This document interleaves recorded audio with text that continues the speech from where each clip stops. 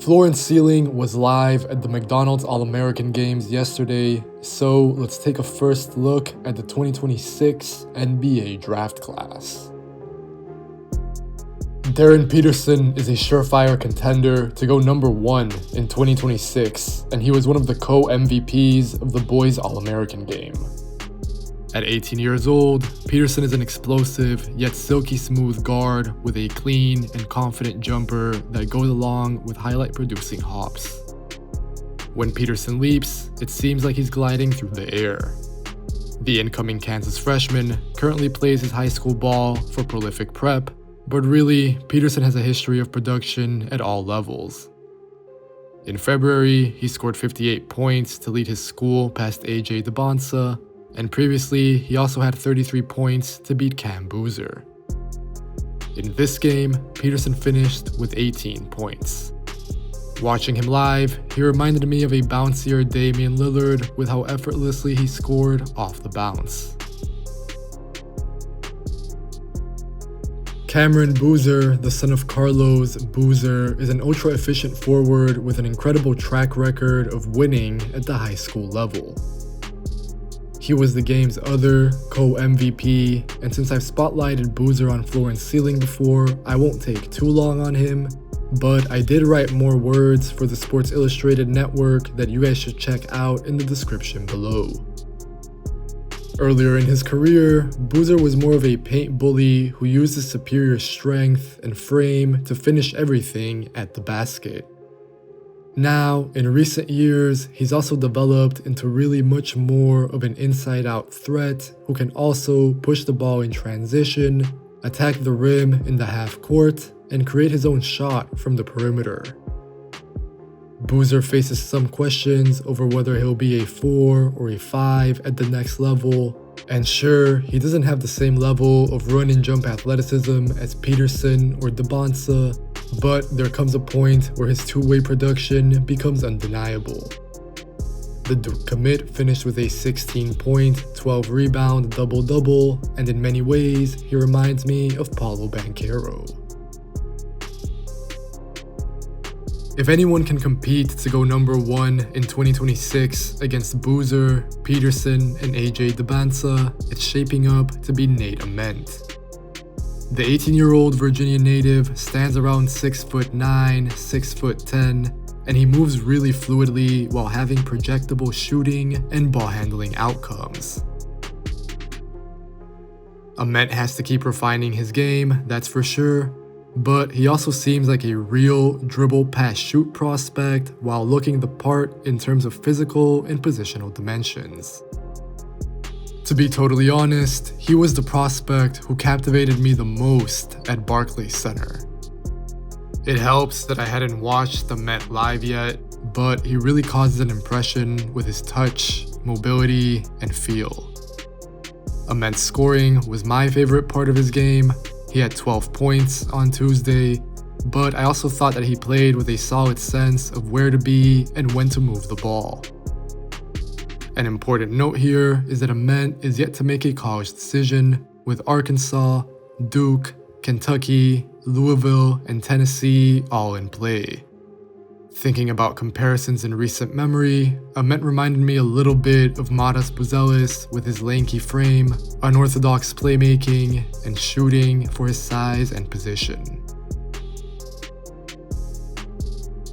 Tounde Yessoufou, suiting up for the West squad, really impressed and stuffed the stat sheet. He had 9 points, 4 rebounds, 3 assists, 6 steals, and 1 block in 19 minutes. That's great production, evidently, but more than that, Yessoufou really had Barclays Center buzzing. The incoming Baylor Bear, who currently plays for Santa Maria St. Joseph, drew comparisons to Anthony Edwards because of his thick frame and twitch that he uses to create constant two-way events. I evaluated Yessoufou for the first time in 2022 when he was largely an athletic dunker. Now, he's developed into a powerful slasher, built like a linebacker who comes up with creative passes and flashes but needs to keep improving his three-point shot and perimeter game. If you're a college fan, expect to see plenty of highlights from Yessoufou on the fast break next season. His open court athleticism is mesmerizing, and he has the means to come up with steals or blocks before getting a dunk. AJ Dybantsa is a rangy, primary initiating wing who gets to the rim at will and who's come on leaps and bounds as a shooter and passer. I'll keep this brief because I've evaluated Dybantsa on the channel before, as well as on my socials extensively, but I really do think that he's in the running for best prospect in the world. By the way, I'll also mention I'm posting NCAA tournament notes from every day of March Madness action on the Floor and Ceiling Substack, so make sure to subscribe. That's also where you can get plenty of scouting reports and additional context, but anyway, Dybantsa has been unbelievably productive at every level so far. When he's at his best, he can blend Shai Gilgeous-Alexander's deceleration and pull-up with Giannis Antetokounmpo's ground coverage and athleticism. Dybantsa reclassified to the high school class of 2025 to play college ball next year, and he'll have a big platform at BYU to be the #1 pick. Strictly in this game, the incoming Cougars freshman actually had a subdued performance for his lofty standards, but he still finished with 17 points, 5 rebounds, and 1 assist in 25 minutes.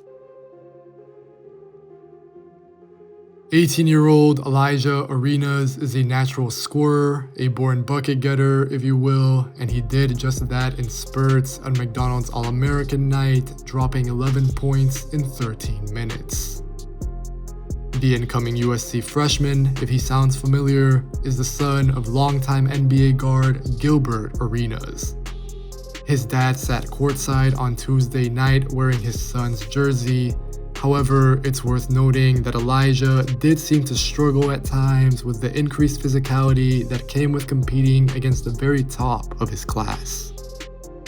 In many ways, Arenas is one of the most fascinating evaluations as a freshman because he really needs to keep working on his body.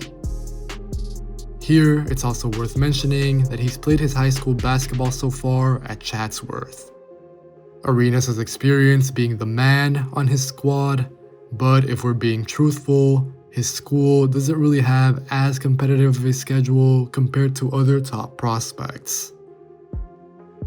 Arenas is not a surefire one and done by any means, but the USC guard does have the upside to be, largely through his ability to get buckets off the bounce. Getting into some more slightly honorable mentions here, I really like Meleek Thomas's game. He's a super creative ball handler who plays that loose style of basketball that you might see from Rob Dillingham or LaMelo Ball. It's pretty fitting that Thomas comes from Overtime Elite and will be going to Arkansas. Like I said, I love his creativity and he can make some ridiculous shots and plays off the bounce. However, in order to be a one-and-done lottery pick, he'll probably need to rein in his wildest instincts in order to maximize his success. Isiah Harwell really sprung to life in the second half of the McDonald's All-American game, finishing his night with 16 points in 18 minutes. The incoming Houston freshman suffered a bad ACL injury as a junior in high school, but his stock is climbing up again and he can definitely play his way back into being a lottery pick. Harwell had an athletic tip dunk at one point, and he was also efficient drilling his spot-ups and pull-ups. I'm excited to watch his development at Houston since I think that he's one of the more slept-on incoming freshmen. Niko Bundalo had a solid outing with 12 points and 6 rebounds, so we'll wrap up with him pretty quickly. Bundalo probably has the least upside of any prospect mentioned so far, but I previously watched him at the Adidas Eurocamp as well, and his floor seems fine. In this game, he was fairly active on the inside, finishing plays and cleaning up around the rim. Previously, he's also shown some spot-up flashes worth tracking. Next season as a freshman, Bundalo will be headed to the University of Washington after a somewhat rocky recruitment process. As always, if you enjoyed this video, make sure to leave a like.